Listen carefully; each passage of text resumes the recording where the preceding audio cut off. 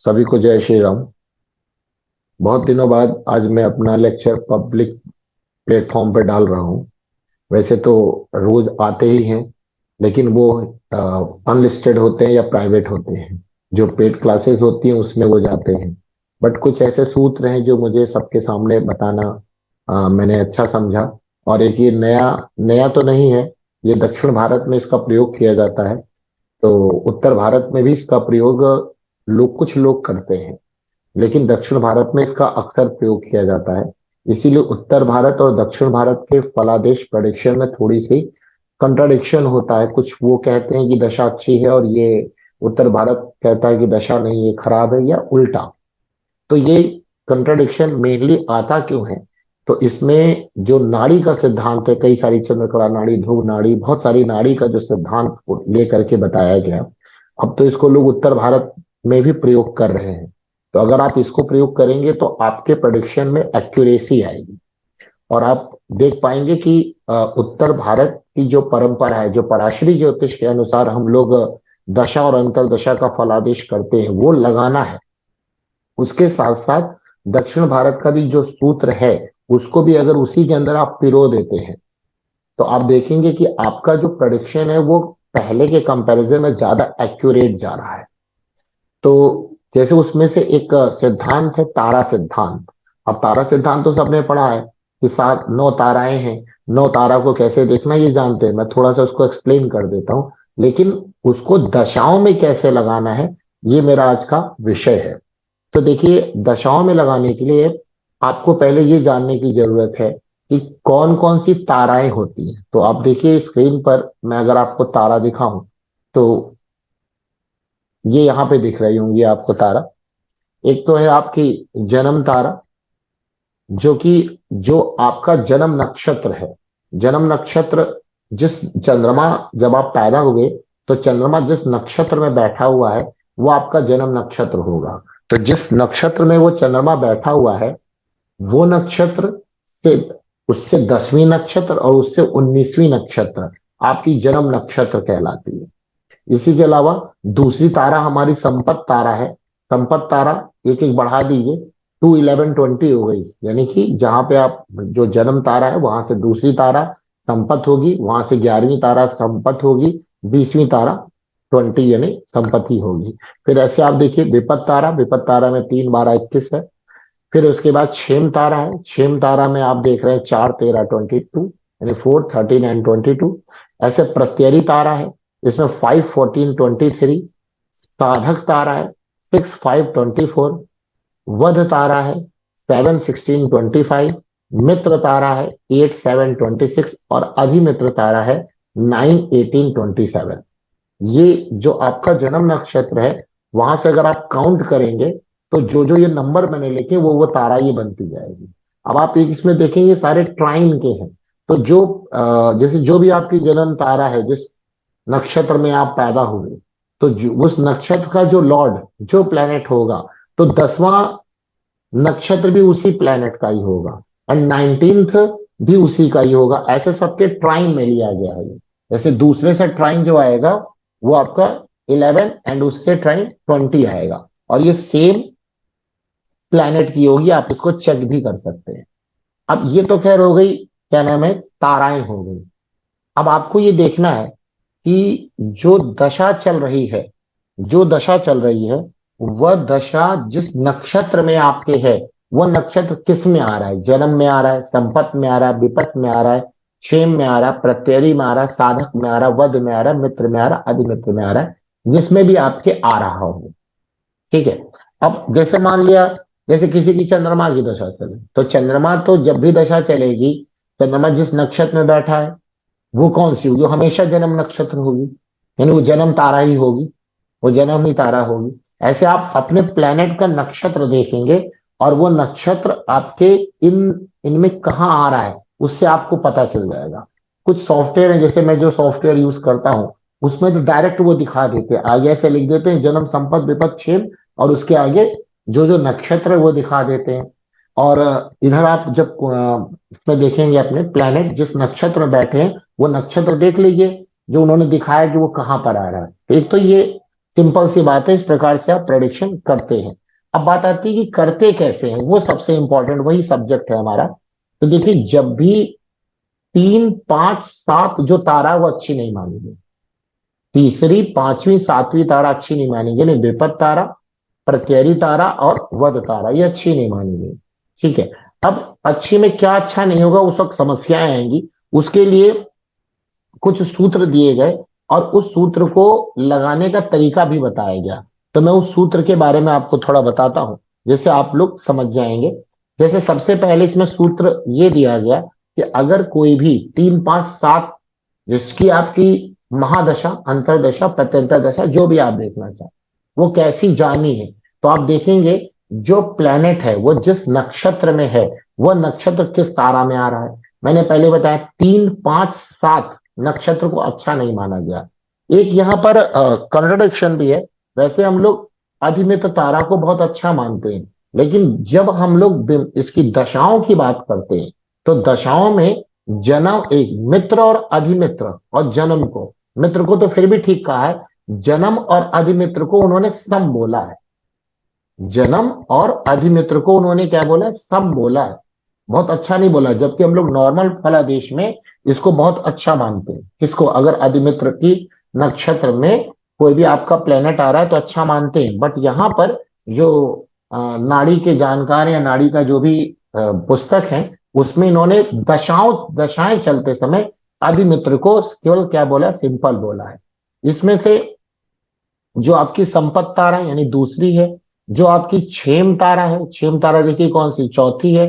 जो इसमें से साधक तारा है, जो छठी है। और जो मित्र तारा यानी आठवीं, यानी दूसरी तारा, चौथी तारा, छठी तारा और आठवीं तारा, ये बहुत ही शुभ बताई गई। अगर चलने वाली महादशा, अंतरदशा, प्रत्यंतर दशा जिसकी भी है, जिस प्लेनेट की, अगर वो आपके कहाँ कहाँ पर है, दूसरे में है, चौथे में है, छठे में और आठवें में, यानी संपत में है, छेम में है, और सातवें में तो खराब होगा, सॉरी, छठे में साधक में और आठवें यानी मित्र में, 2, 4, 6, 8 में है, तो वो कह रहे हैं कि वो बहुत अच्छा है। उसी के बाद जो ये विपत, प्रत्ययी और जो आपकी वध है, ये तो खराब बताया गया, तो 3, 5, 7 खराब है। 2, 4, 6, 8 बहुत अच्छा है। 3, 5, 7 खराब है। ठीक है। इसमें से जो जन्म तारा और हमारी बच गई कौन सी, अधिमित्र तारा, इसको इन्होंने नॉर्मल बताया।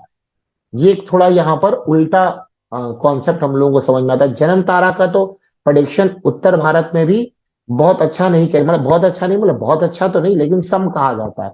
लेकिन अधिमित्र को तो बहुत अच्छा मानते हैं, बट वहां कहते हैं, वैसे वो भी अच्छा मानते हैं, बट दशाएं के समय, दशा पे लगाते समय अधिमित्र को बहुत अच्छा यहाँ पे नहीं बोला गया। एक तो ये यहाँ पे इंपॉर्टेंट पॉइंट है कि 3, 5, 7 आपका खराब होगा। 2, 4, 6, 8 बहुत अच्छी तारा होगी। और पहली और नवी तारा को एक सम की दृष्टि में देखा गया। अब इसमें कुछ सूत्र और है। इन्होंने कहा कि मान लीजिए कोई भी जो प्लेनेट है, कोई भी प्लेनेट अगर शुभ नक्षत्र, अब शुभ नक्षत्र की कैटेगराइज आप कर सकते हैं, 2, 4, 6, 8 तारा की नक्षत्र सबसे शुभ तारा है, सबसे शुभ नक्षत्र मानी जाएगी। सेकंड नंबर पे पहली और नवी तारा की जो नक्षत्र होगी वो आएगी। 3, 5, 7 जो तारा की नक्षत्र है वो खराब नक्षत्र बोली जाएगी। अब सूत्र सुनिए क्या है, कि अगर जो प्लेनेट जिसकी दशा, एमडी, एडी, पीडी जो भी आप देख रहे हैं, अगर वो एक शुभ नक्षत्र में यानी शुभ तारा की नक्षत्र में है, यहाँ पे शुभ नक्षत्र किसको कहेंगे, जो शुभ तारा की नक्षत्र है वो शुभ नक्षत्र होगी। भाई वैसे तो नक्षत्रों को कभी शुभ अशुभ थोड़ी ना कहा गया है। सारी सारी नक्षत्र तो शुभ ही है, बट पर्सन टू पर्सन वो वेरी करेंगे। कैसे वेरी करेंगे, कि वो उसकी जो नक्षत्र वो किस तारा में आ रही, तो तारा से हम लोग नक्षत्रों के शुभ और अशुभ की बात करते हैं। शुभ और अशुभ नक्षत्र कभी नहीं होती, शुभ और अशुभ ताराएं होती हैं। उस ताराओं में जो नक्षत्र आ जाती है वो शुभ होगी। अगर अशुभ तारा में नक्षत्र आ रही है तो अशुभ होगी, और सम में आ रही है यानी कि पहले और नवे में, तो सम नक्षत्र कहलाएगी। तो ये कहते हैं कि अगर शुभ नक्षत्र है, कोई भी प्लेनेट शुभ नक्षत्र में पड़ा है, और जो प्लेनेट है अगर वो नैसर्गिक शुभ है, यहाँ पे हमें क्या नाम है, पराश्री सिद्धांत भी लगाना चाहिए। देखिए, दो टाइप के हमारे शुभ प्लेनेट होते हैं। एक तो आपने पहले समझा नक्षत्र कौन सा शुभ है, फिर हमारा प्लेनेट कौन सा शुभ है। तो एक नैसर्गिक शुभ होता है और एक जन्म कुंडली के अनुसार शुभ होता है। चाहे आप लघु पराशरी अगर उठा के देखें तो उन्होंने कहा है कि जन्म कुंडली के अकॉर्डिंग जो केंद्र और त्रिकोण के लॉर्ड हैं वो हमेशा शुभ ही होंगे, भले वो नैसर्गिक अशुभ ही ग्रह क्यों ना हो। तो हम लोग यहाँ पे जो शुभता समझते हैं वो दो तरह की शुभता समझते हैं। जो हमारा पराशरी सिद्धांत है वो शुभता क्या है, एक तो आपकी शुभता है जन्म कुंडली के अनुसार जो शुभ भावों के स्वामी है केंद्र और त्रिकोण के, और एक नैसर्गिक शुभता है जो शुभ ग्रह हैं, जैसे बृहस्पति है, शुक्र है, ठीक है, बुद्ध भी लिया गया, चंद्रमा भी लिया गया, ये शुभ ग्रह है। अशुभ में कौन आ जाएगा, मंगल, शनि, राहु, केतु। ठीक है, यहाँ सूर्य को क्रूर बोला गया लेकिन अशुभ नहीं बोला गया है। ठीक है, लेकिन केतु को भी हम लोग कहीं ना कहीं शुभ मान लेते हैं। केतु को भी हम लोग शुभ मानते हैं, बहुत अशुभ केतु को नहीं मानते। जितना राहु है अशुभ उतना केतु अशुभ नहीं है। तो एक ये बात हो गई। तो अब यहां पर क्या सिद्धांत है कि अगर आपकी नक्षत्र शुभ है, शुभ नक्षत्र यानी शुभ तारा के नक्षत्र, और प्लेनेट भी शुभ है, कैसा शुभ है, नैसर्गिक शुभ यहां पर बोला गया। तो कह रहे हैं नैसर्गिक शुभ है तो वो क्या करेगा, वो और अच्छे रिजल्ट आपको देगा। और नैसर्गिक शुभ के साथ साथ आप जन्म कुंडली के अनुसार भी शुभ उसको ले लेंगे तो और अच्छे रिजल्ट आपको यहां पर देगा। लेकिन दो बातें, तीसरी बात, अगर वो शुभ तारा में यानी शुभ नक्षत्र में है, नैसर्गिक शुभ है, जन्म कुंडली के अनुसार भी शुभ है, और शुभ भावों में बैठा है, अशुभ भाव छठे आठवें बारे में ना बैठा हो, और अशुभ भावों के लॉर्ड के साथ उसका संबंध ना बने, तो कह रहे हैं कि ऐसे ग्रह की दशा अच्छी जाएगी। अब देखिए यहां पे दक्षिण भारत उत्तर भारत का क्लब कर दिया गया।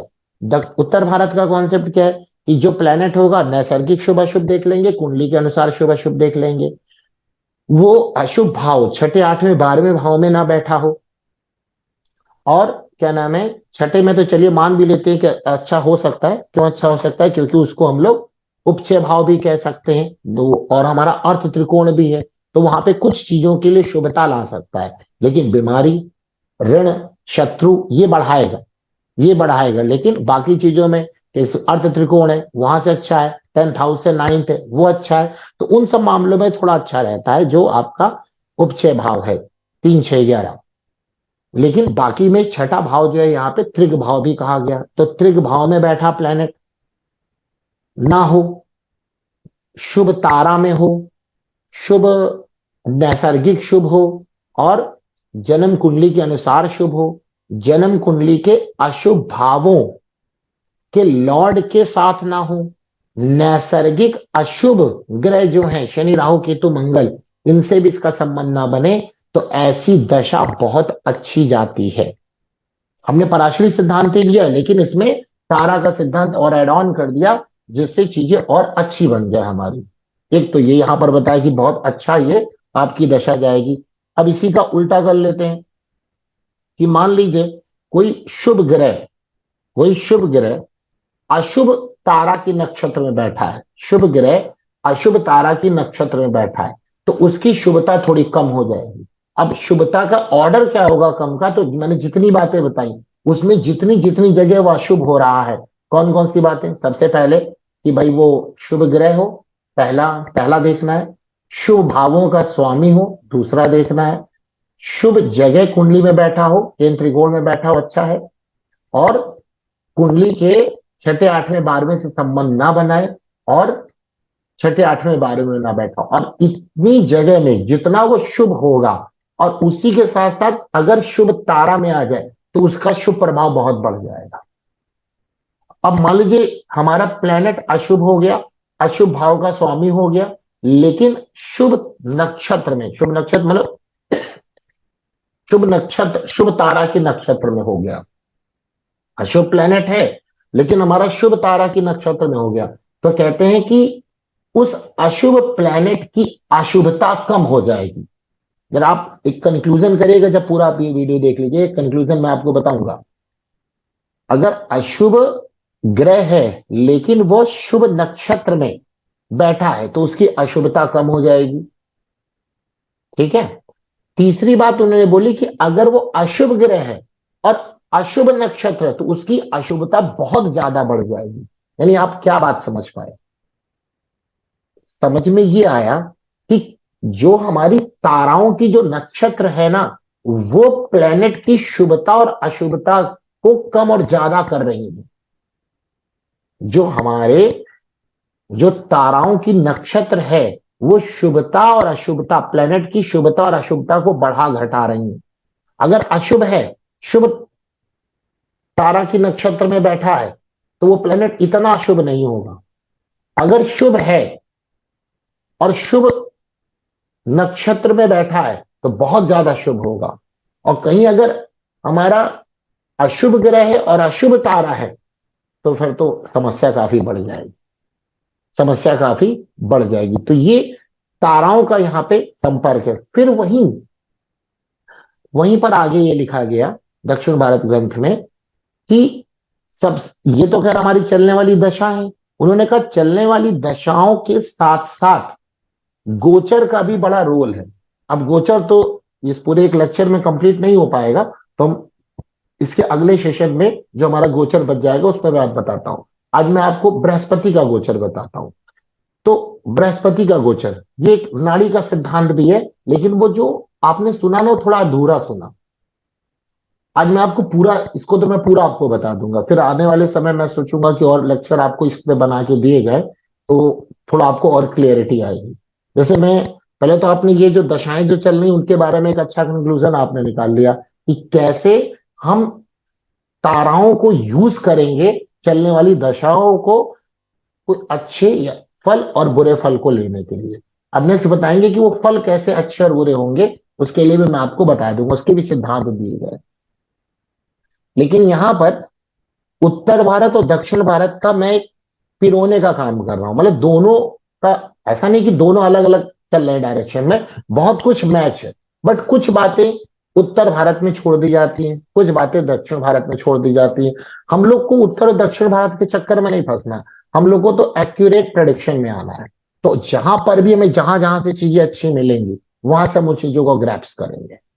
ठीक है। तो हमें लगता है कि आप तारा वाला सिद्धांत पूरी तरह से समझ गए। अब जरा एक चीज और समझेंगे यहां पर कि जो गोचर अगर हमारा अच्छा है, अगर ये सिद्धांत भी है, मैं अपनी एडवांस क्लास में बताता भी हूं कि मान लीजिए हमारे पे योग है, किसी कुंडली में योग भी है, चलने वाली दशाएं भी विपरीत है, तो ऐसा नहीं कि आपको विपरीत रिजल्ट मिलेगा। अगर योग है विपरीत, कोई खराब योग है, चलने वाली दशाएं विपरीत है, साथ में गोचर भी विपरीत है, तभी आपको उसके खराब का फल मिलेगा या अच्छे का फल मिलेगा।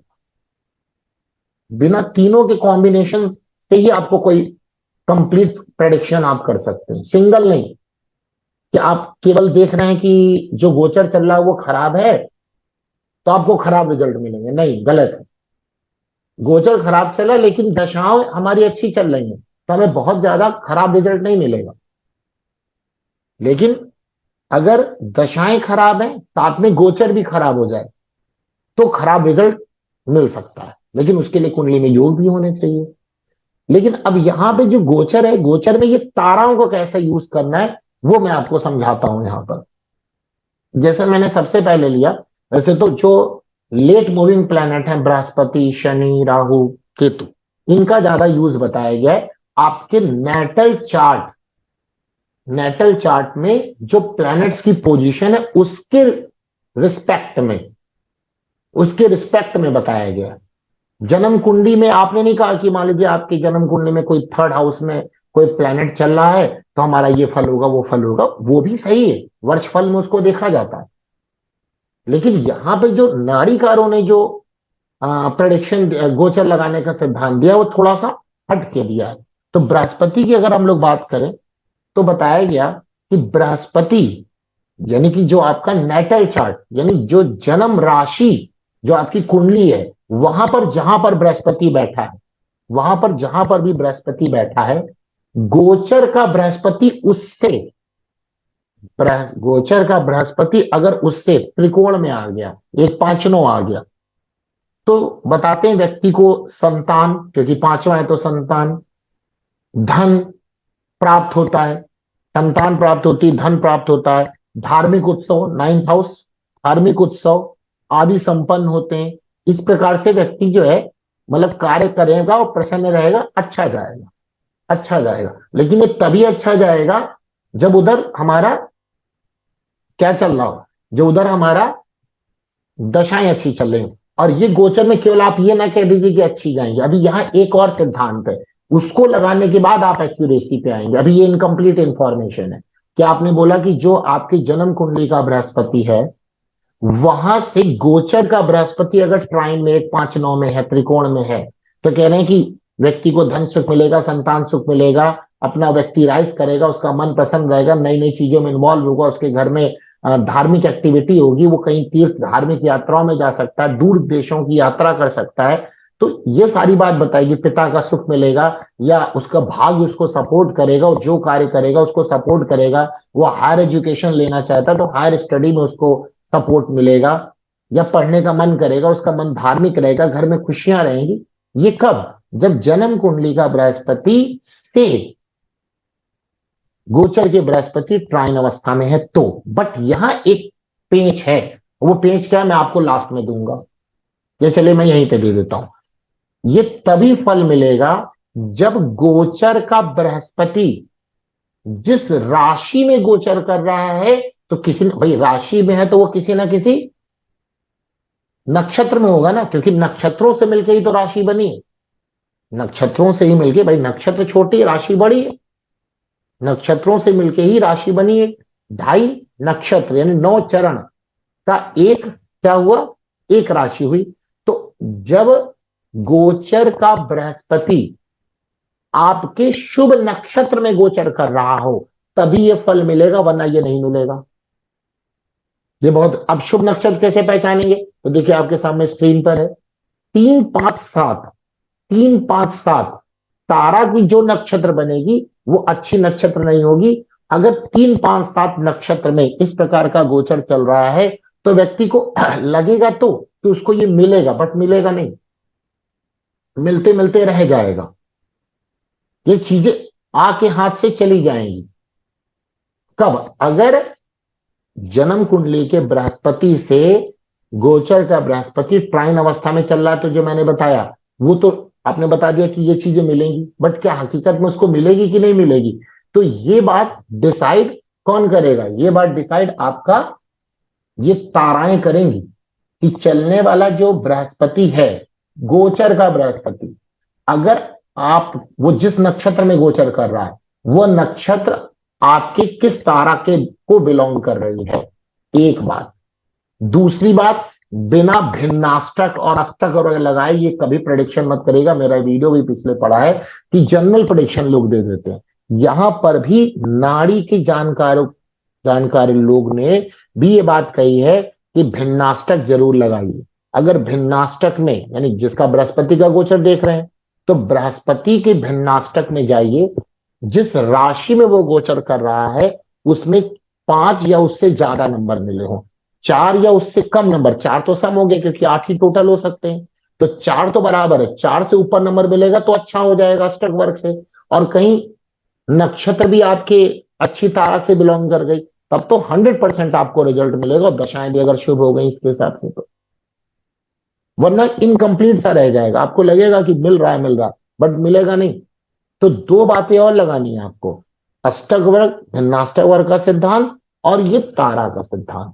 तो बृहस्पति मैंने कहा कि आपके जन्म कुंडली के बृहस्पति से गोचर का बृहस्पति अगर त्रिकोण अवस्था में गोचर कर रहा तो ये चीजें मिलेंगी। लेकिन मिलेगी कब? जिस नक्षत्र में गोचर का बृहस्पति जिस नक्षत्र में है वह नक्षत्र आपके शुभ ताराओं में, सबसे शुभ तारा कौन सी मैंने फिर बता दे रहा हूं, 2 4 6 8 सबसे शुभ तारा है 2 4 6 8।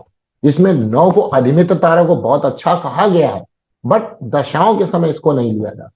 क्यों नहीं लिया जाता अब ये तो नाड़ी कार्य ही बता पाएंगे। इसमें बहुत मैंने खोजने की कोशिश करी कि ऐसा क्यों किया गया, बट अभी तक मुझे सेटिस्फैक्ट्री आंसर नहीं मिला, इसलिए मैं आपको नहीं दे रहा हूं। आने वाले समय में अगर मुझे भी इसका आंसर मिल जाएगा तो मैं आपको दूंगा। ऐसी बात नहीं कि नहीं दूंगा, मैं इसको खोज जरूर रहा हूं, लेकिन मिल नहीं पा रहा ये बात कि क्यों अधिमित्र तारा को सम बताया गया। ठीक है, आगे चलते हैं।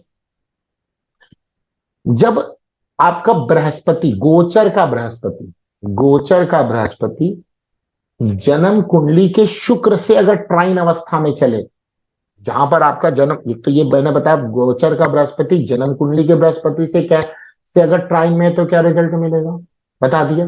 कब मिलेगा वो भी मैंने बता दिया। दूसरा, जन्म कुंडली के शुक्र से गोचर का बृहस्पति अगर ट्राइन अवस्था में आ जाए तो ये वही समय रहेगा जिसमें आप अपने सारे सुख, वाहन सुख, शादी, उपभोग, आप संपन्नता, आर्थिक स्थिति अच्छी रहेगी, आपकी लग्जरियस लाइफ रहेगी, ये सब कहा गया। जानते हैं, शुक्र से जो भी चीजें आपको मिलती हैं वो सारी चीजें आगे, शुक्र से शादी विवाह देखा जाएगा, वाहन का सुख देखा जाएगा, शुक्र से सारे भोग विलास देखे जाएंगे, लग्जरियस लाइफ देखी जाएगी, पैसे का मतलब ट्रांजेक्शन देखा जाएगा, अच्छा होगा वहां पर।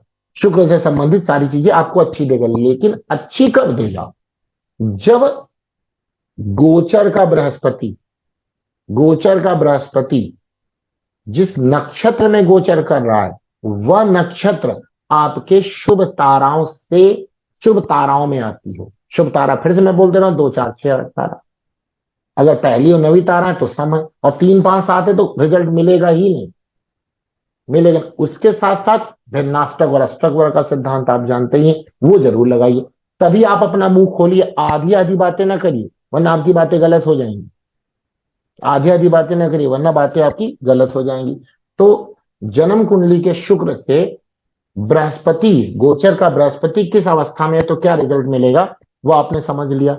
इसी प्रकार से जन्म कुंडली के शनि से जन्म कुंडली के शनि से अगर गोचर का बृहस्पति शुभ यानी त्रिकोण में गोचर कर रहा है तो शनि आपको पता है कर्म का कारक है, आपके कार्य क्षेत्र का कारक है, कार्य क्षेत्र में आपको सफलता देगा। जॉब नहीं है तो जॉब लग सकती है, जॉब में आपको प्रमोशन हो सकता है, आपको जॉब में आपकी सैलरी बढ़ सकती है, जॉब का आपका स्टेटस भी बढ़ सकता है। स्टेटस का मतलब हो गया कि आपका कोई ऊंची पदवी हो जाए, प्रमोशन हो जाए, अभी आप जूनियर थे आप सीनियर हो जाएंगे। ठीक है, आपके जो सुपीरियर हैं वो आपको सपोर्ट करेंगे। अगर आप बिजनेस कर रहे हैं तो बिजनेस में भी आपको अच्छे डील मिल सकती है, अच्छे ऑफर मिल सकते हैं, या आप कोई नई चीज स्टार्ट भी कर सकते हैं। या कोई भी व्यक्ति, इलेक्शन का टाइम है और वो चाहता है कि कोई उसमें वो जीत जाए तो यहां पे भी जीतने का प्रभाव होता है क्योंकि शनि का भी को लिया जाता है। ठीक है ना। या वो कोई नई इंडस्ट्री डालना चाहता है तो इस वक्त डाल सकता है, लेकिन फिर वही बात कि ये कर पाएगा, ये हो पाएगा कि नहीं हो पाएगा, उसके लिए 2 कॉन्सेप्ट जो मैंने बताए कि जन्म कुंडली का बृहस्पति अगर अगर जिस नक्षत्र में गोचर कर रहा है वो आपके शुभ ताराओं में आनी चाहिए, और जिस राशि में गोचर कर रहा है उस राशि में धनाष्टक और अष्टक वर्ग में शुभ नंबर मिले होने चाहिए, तभी ये हो पाए। ऐसे जन्म कुंडली के राहु से जन्म कुंडली के राहु से गोचर का बृहस्पति अगर त्रिकोण अवस्था में आ जाए तो किसी भी व्यक्ति को, जो भी उसके ऊपर क्या नाम है, कोई केस अगर चल रहा हो, कोई इस पे एलिगेशन लगा हो तो उससे वो बाहर आ जाएगा। कोई केस चल रहा हो तो उसमें उसकी जीत के चांसेस बन जाएंगे, जीत मिल जाएगी। उसके घर में कोई अच्छे उत्सव यानी कि रिचुअल्स हो सकते हैं, धार्मिक आयोजन भी हो सकता है, विवाह आदि, विवाह का भी इसमें सुख हो सकता है क्योंकि राहु अजनबी है ना। विदेश जाने की कोशिश कर रहा है तो भी जा सकता है। ठीक है, जो नीचे वाले लोग हैं, नीचे वाले लोग, राहु नीचे वाला लोग से उसको सपोर्ट मिलेगा, यानी यहां पर भी इलेक्शन लड़ेगा तो हो सकता है कि वो जीत जाए यहां पर। ठीक है, बात समझ में आई नहीं आई तो, लेकिन ये फिर बात है कि ये आपने बता तो दिया, ये जनरल बात है, लेकिन ये होगा कि नहीं होगा ये कौन डिसाइड करेगा, ये डिसाइड करेगा कि जो गोचर का बृहस्पति है वो जिस नक्षत्र में चल रहा है वो नक्षत्र किस तारा से बिलोंग करती है, और जिस राशि में वो गोचर कर रहा है तो वो राशि में भिन्नाष्टक और व्यंग्याष्टक और सर्वाष्टक में उसको कितने नंबर मिले हुए हैं, इस बात पर डिपेंड करता है। तो आपको ये बात समझ में आ गई होगी कि कैसे हम उत्तर भारत और दक्षिण भारत की कुंडलियों में एक साथ लगा करके अपने रिजल्ट को सही कर सकते हैं। आप इसको लगाइए, और इसमें कोई समस्या हो तो मुझे इसी यूट्यूब पर ही आप बता दीजिएगा, तो मैं कोशिश करूंगा उसका आंसर दे सकूं। थोड़ा मेरे पास समय का अभाव होता है, इसलिए मैं दे नहीं पाता आंसर। बट आपके जो भी क्वेश्चंस या जो भी आप उसमें कमेंट करते हैं, मैं उसे पढ़ता जरूर हूँ।